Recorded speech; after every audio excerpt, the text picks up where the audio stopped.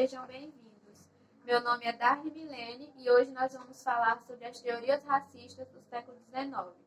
Dentro desse assunto, nós vamos trabalhar com o darwinismo social, com a eugenia, o surgimento da genética durante o século XX e como essas questões foram tratadas aqui no Brasil. Primeiro, é importante a gente entender esse conceito de raça. O que seria isso? O conceito de raça, ele foi construído socialmente. Ele não é algo natural e não tem validade científica. Ele foi criado pelos europeus para definir os povos com quem eles tiveram contato e definir também a eles mesmos a partir de características físicas, como a cor da pele. Dito isso, podemos começar a falar sobre o darwinismo social. O conjunto de teorias e ideologias criadas durante a segunda metade e o final do século XIX e que depois ficou conhecido como darwinismo social, consiste na tentativa da aplicação da teoria da evolução do britânico Charles Darwin às questões sociais. Essa teoria do darwinismo social defendia a existência de raças humanas e que essas raças estariam divididas entre superiores e inferiores, sendo que as raças superiores seriam quem iriam sobreviver. O que seria superior dentro desse período? Ser superior para os europeus durante o século XIX era possuir um alto grau de civilidade.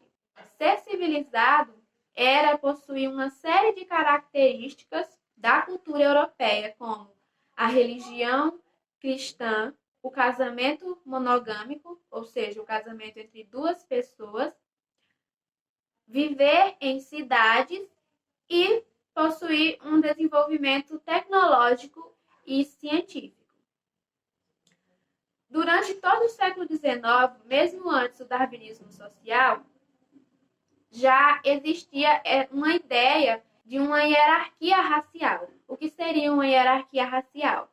Seria a divisão dessas raças em uma categoria, partindo das raças selvagens, em uma linha evolutiva, tipo aquela que vocês estudam na escola mesmo, até chegar às raças civilizadas. E os europeus, eles acreditavam que esses povos considerados selvagens, eles poderiam chegar ao estado civilizado e um dia ser como os europeus. No darwinismo social, isso se modifica bastante, porque dentro dessa teoria, esses povos, eles não poderiam mais chegar ao estado civilizado, porque eles eram considerados inferiores e agora eles deveriam ser eliminados. Todas essas ideias raciais, essa ideia de superioridade que existia dentro do darwinismo social, elas foram utilizadas para justificar o imperialismo europeu na África e na Ásia, a partir da desculpa de uma missão civilizadora, que os europeus iriam levar a civilização para esses locais e caso esses povos não pudessem ser civilizados, eles deveriam ser exterminados. Essa ideia de uma missão civilizadora, de desenvolver a humanidade, de desenvolver a cultura e a ciência entre os povos africanos e asiáticos, ela escondia uma série de crueldades praticadas pelos europeus nesses locais que eles dominaram, como a escravidão de diversos povos negros. Mas o darwinismo social, ele não foi utilizado apenas da conquista de outros locais dentro do continente africano e asiático. Ele se fez presente também dentro dos próprios estados europeus, que passaram a ver as outras nações como inimigas e os seus estados como representantes da civilização.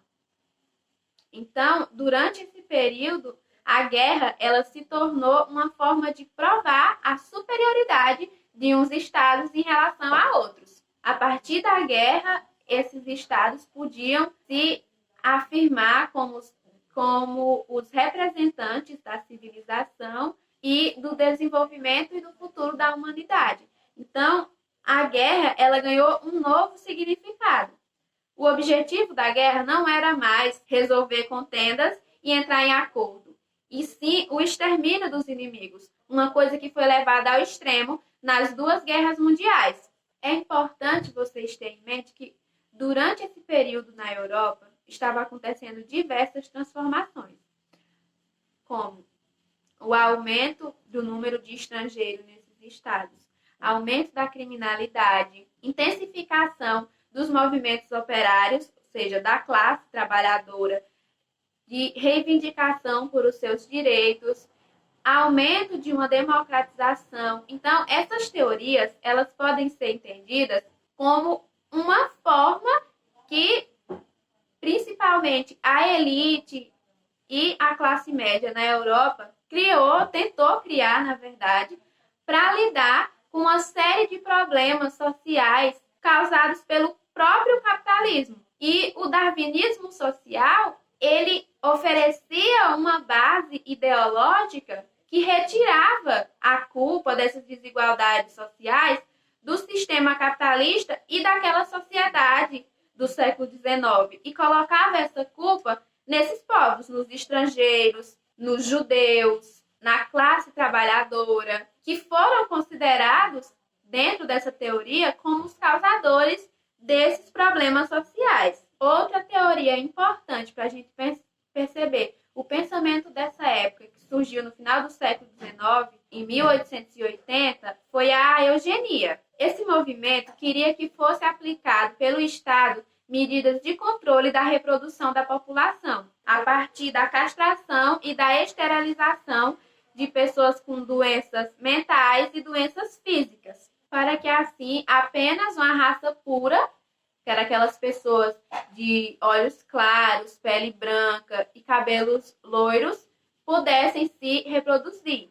Essa raça pura ficou conhecida como raça ariana. Então, como vocês podem perceber, tanto a eugenia como o darwinismo social, eles são teorias ideológicas que justificavam vários preconceitos que os europeus possuíam, não só em relação a outros povos, a povos de outras etnias, como também aos próprios habitantes dos seus países. E essas duas teorias, elas influenciaram bastante dois acontecimentos marcantes do século XX. Que acontecimentos foram esses? As duas guerras mundiais. Tanto a Primeira Guerra quanto a Segunda Guerra Mundial, elas se baseiam nessa ideologia de luta pela sobrevivência e de sobrevivência do mais forte. Eles foram para a guerra com esse intuito de provar quem era o mais forte, qual era o Estado mais forte. E durante a Segunda Guerra Mundial, isso ficou ainda mais visível.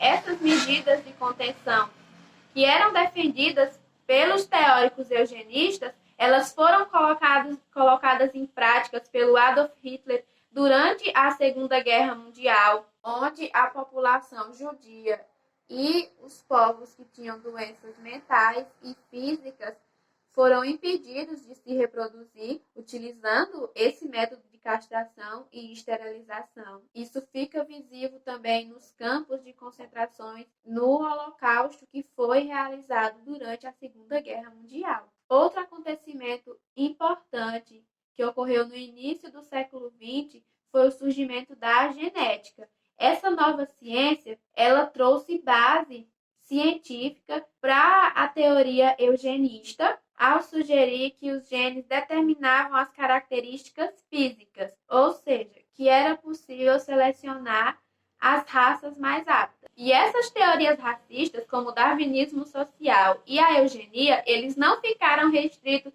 à Europa e às colônias que eles conquistaram na África e na Ásia. Eles foram presentes em vários lugares, como aqui no Brasil. O Brasil, a partir do final do século XIX e início do século XX, incentivou a vinda de imigrantes para cá, de imigrantes europeus, para branquear a população. Ou seja, a partir da mistura das pessoas que viviam aqui no Brasil com esses povos europeus, eles acreditavam que seria possível eliminar as características dos negros e dos indígenas da nossa população. Então, como vocês podem perceber, as teorias racistas do século XIX, elas naturalizaram as desigualdades sociais ao colocarem esses problemas causados dentro da sociedade como resultado de uma luta pela sobrevivência, onde as pessoas pobres, elas eram pobres porque elas não conseguiram